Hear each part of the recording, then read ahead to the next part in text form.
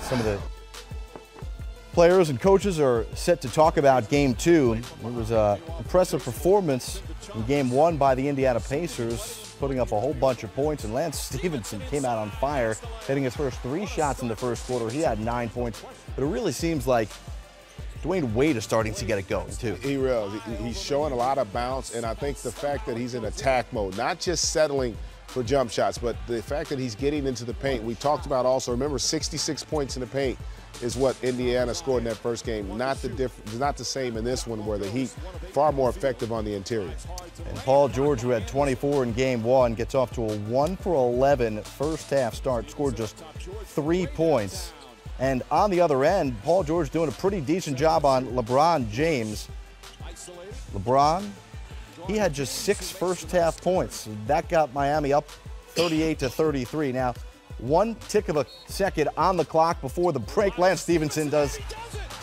He doesn't even need that much time, Rick. So rare to see this occur in a game, and you can't catch and shoot with .1, but you can tap. Yes. And he got a tap off here. But at the end of this first half, to the point he brought up about George and LeBron, both really slow starts to the game. But Lance Stephenson was picking it up on the other end. David West gets it to Stephenson, and take a look at Stephenson getting to the line. Yeah, the activity, the give and go there with West, and then the athletic ability also to be able to withstand the blow and still get the finish. Lance Stephenson in that third quarter was the best player on the floor. And Norris Cole gets Miami within 1, and after 3 quarters, not only is Miami trailing, LeBron James just 5 of 11 for 10 points, but he starts to take over in the 4th.